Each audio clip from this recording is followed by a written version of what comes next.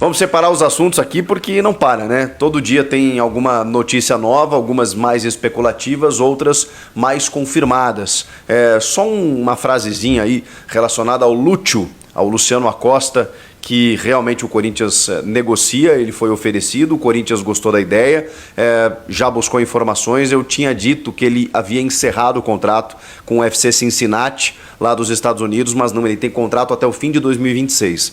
Então, como ele ganha um salário de 2 milhões de reais ou perto disso na conversão brasileira, um salário pagável para um jogador que a comissão técnica se apaixonou, porque ele é brilhante realmente, chegou a ser MVP na última temporada, surgiu no Boca Juniors, é um astro da Major League Soccer, volta e meia é considerado como um dos melhores jogadores, tem muita influência direta no jogo, chegou a negociar com o PSG há uns 3, 4 anos, mas o negócio acabou não acontecendo. É rei nos Estados Unidos e deitaria aqui no Brasil. Mas ele tem um contrato mais longo do que eu imaginava, e com isso o Corinthians, dentro do modelo de negócio proposto aí nos últimos tempos, espera o jogador rescindir para poder negociar apenas com o atleta, com luvas e mais o salário. Ou uma negociação envolvendo empréstimo. Essa é mais difícil, porque não é interesse, né, dos clubes norte-americanos, né, ele já tem 30, 31 anos, mas não é interesse negociar um jogador que lá está dando bem, está dando resultado, está tudo certo com ele. Então talvez ele tenha que rescindir, abrir mão de algum valor, para quem sabe querer jogar no Brasil, ao lado do Memphis, ganhar um salário talvez até maior, não sei. Seria uma grande contratação, mas não é um negócio muito fácil, não. Vamos falar desse possível negócio de Pedro Raul por Eric. Vocês sabem, o Eric, meio-campista do Atlético Paranaense, o Corinthians até formalizou uma proposta durante o ano de 5 milhões de dólares por esse jogador e o Atlético recusou. Porque o Furacão é muito difícil de negociar seus jogadores. Eles têm uma política lá, o Petralha, cara, eles não reforçam, inclusive, equipes rivais, né, que estão dentro do cenário brasileiro. Para negociar é um parto, os caras não abrem mão. É que, claro, quando você cai para a segunda divisão, muda toda a tua perspectiva, né? Você perde receita, você perde prestígio, você tem altos salários, então você tem que reordenar as contas e aí passa a não ser mais um problema, né? Porque até estarão em divisões diferentes. Daqui a pouco na Copa do Brasil se enfrentam, mas assim, não é um impeditivo, né, para você poder negociar. E aí agora pode ser que dê jogo, porque estamos falando de uma proposta que o Corinthians fez lá atrás, que hoje seria maravilhosa. E aí o Pedro Raul interessa ao Atlético Paranaense. E aí seria um negócio praticamente taco a taco, porque o Corinthians também pagou 5 milhões de dólares pelo Pedro Raul.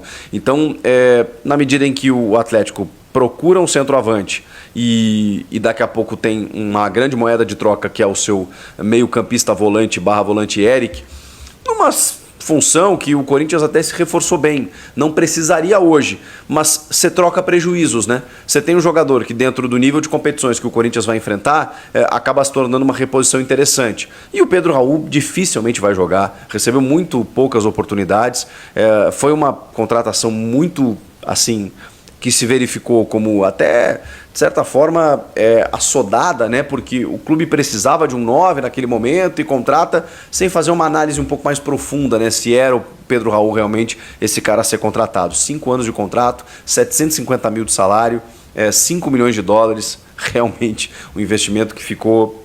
o custo-benefício ele não é bom, né? Então, assim, você repassar para o Atlético e pegar um jogador que acho que até vai jogar mais vezes, o grande problema tá nisso também, né? O salário do Eric não chega nem perto do salário do Pedro Raul. E como é que faz? Como é que ele continua ganhando esse salário no Atlético? E ele vai querer jogar uma Série B? Às vezes os caras batem o pé e não querem sair, como já aconteceu em outros momentos. Enfim, o fato é que existe essa informação do Vinícius Furlan, do canal 3 Pontos, que deu essa notícia dessa negociação. Beleza? Vamos seguir. O Guilherme Arana foi tentado pelo Corinthians. Eu esqueci de falar isso no vídeo anterior e aí estou trazendo agora para vocês aqui. O Corinthians fez uma sondagem sobre a possibilidade de repatriar o jogador, que até renovou recentemente com o Galo. Não fez uma temporada muito boa, aliás, o Galo não fez, né? Então, alguns valores que a gente conhece do Atlético Mineiro, eles não estiveram numa fase muito boa e você sabe, né? O Guilherme Arana tem um livre trânsito no Parque São Jorge com o torcedor alvinegro, pelo menos eu imagino dessa maneira. Chegou a frequentar a seleção brasileira recentemente, mas não fez uma temporada no nível que a gente conhece do Arana, como outros tantos jogadores do Atlético. Então o Corinthians ainda está avaliando se vale a pena contratar um lateral esquerdo, pelo crescimento do Bidu, pela possibilidade do retorno do Palácios. Mas sempre é bom, né? Ainda mais o Arana, que joga em várias funções, o cara que evoluiu muito, joga na ponta, joga de meia, joga de lateral, mas o fato é que o Atlético Mineiro não abriu conversas. Então, como ele tem contrato até o fim de 2027, não quis nem saber, nem negociar, foi apenas uma sondagem, uma tentativa e o Atlético já vetou. O Héctor Hernández, vocês vão lembrar, o galã mexicano, para muitos, né, jocosamente, 29 anos, o atacante espanhol, que estava no time de Hugo Souza. Ele foi o centroavante do Chaves de Portugal, equipe rebaixada para a Série B, mas vejam só, né? Não dá para ter preconceito, né? O Hugo foi o goleiro desse time rebaixado e vejam só, ele chegou no Corinthians e fechou o gol. Você imagina o centroavante, que muitas vezes salva o time, muitas vezes, né, acaba sendo mais protagonista até, porque sempre tem, né, num time que está mal lá, um cara que faz os gols e acaba se destacando. O Héctor Hernández, cara, é um espanhol jogando aqui no Brasil. A adaptação não é tão simples assim. E ele não conseguiu jogar, é fato, ele não conseguiu jogar, teve muito poucos jogos, sofreu com lesões, não foi tão aproveitado.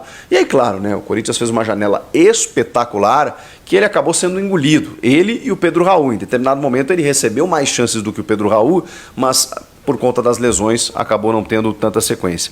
Ele deu uma entrevista para um podcast lá na Espanha, dizendo que quando apareceu a proposta do Corinthians ele não pensou duas vezes, ele tinha propostas, ofertas de Portugal, do Sport inclusive, e algumas da Arábia, até mesmo pagando mais, mas ele entendeu que o Corinthians, a Liga Brasileira está cada vez mais bem difundida pelos grandes astros que estão jogando por aqui, que ele resolveu arriscar e cruzou o oceano. Entende que, né, evidentemente não jogou tudo que podia, tudo que sabe, tudo que ainda tem para jogar e que é muito dar certo com a camisa do Corinthians. E inclusive citou que o Campeonato Paulista vai ser uma grande oportunidade para ele. E esse é um detalhe também. Tem uma coluna no meu timão, que um abraço para os meus amigos lá que eu sempre acompanho, do Tomás Rosolino, que é muito bacana, se você tiver querer mais se aprofundar no assunto, vale a pena, que é sobre o quanto o Paulistão vai ser importante para o Corinthians, para esse vestibular, para esses jogadores que não conseguiram ser aproveitados, porque o time encaixou de tal maneira que às vezes, cara, dava a sensação de dizer pro Ramon, não troca, vai com os caras até os 90. Porque o time estava muito bem, né? Mas em volta e meia ele tinha que colocar um Romero, que foi super útil, um Coronado, que às vezes entrava no segundo tempo, um Thales Magno também. Olha que bacana a gente tá falando na construção de elenco do Corinthians. Você tem um time titular muito bom, que encaixou e não dá para mexer. Mas quando mexe, claro que perde, entre aspas, qualidade, né? Porque os titulares, eles são titulares por algum motivo. Mas é fato também que esse nível ele se manteve em alguns momentos. Então, assim, o elenco está muito bacana. Claro que alguns jogadores acabam perdendo espaço, tipo o Pedro Raul. Pedro Raul vai ser difícil ter oportunidades. E o Héctor Hernández é o seguinte, eu posso estar muito errado, eu posso virar meme em algum momento, mas eu acho que ele tem qualidade. Eu vi muito pouco do Héctor Hernández, é verdade, mas, cara, são coisas que você percebe. Ele também entrou no time, quando ele chega, assim, né, no momento que o time não estava naquele encaixe muito positivo, e aí ele acaba machucando. Ele é um jogador de uma característica diferente, né? Porque ele é um cara mais alto, de área, né? Bom cabeceador, mas ele tem técnica. Ele tem técnica, muito mais do que o Pedro Raul. Ele sabe jogar, ele tem uma leitura de jogo, ele tem inteligência, ele tem um bom posicionamento. Então eu acho que esse cara ainda pode ser útil. Ainda pode ser útil. Ele tem contrato até o fim de 2026. E ele diz que vai usar o Paulista para poder receber mais oportunidades. Por quê? Por que a gente está falando sobre isso? Porque tem uma pré-Libertadores já no mês de fevereiro. E aí, alguns jogadores que não conseguiram receber tantas oportunidades no final do ano passado, vão receber agora. E isso vale para o Héctor Hernández, vale, sei lá, para o Kaique, o menino da base, né, campeão da Copinha, que não recebeu tantas chances, para o João Pedro Choca, né, o zagueiro, quem mais? O lateral Hugo, né, acho que recebeu bastante oportunidades, né, e não aproveitou tanto assim. O Charles volante, o Alex Santana, jogadores que não terminaram a temporada como titular. O próprio Igor Coronado, a gente talvez veja mais. Tá, Chico, mas peraí, o time titular não vai jogar o Paulista? Não, não é isso que eu estou dizendo, mas obviamente você consegue, com tantas competições, né, você consegue trabalhar melhor o teu elenco.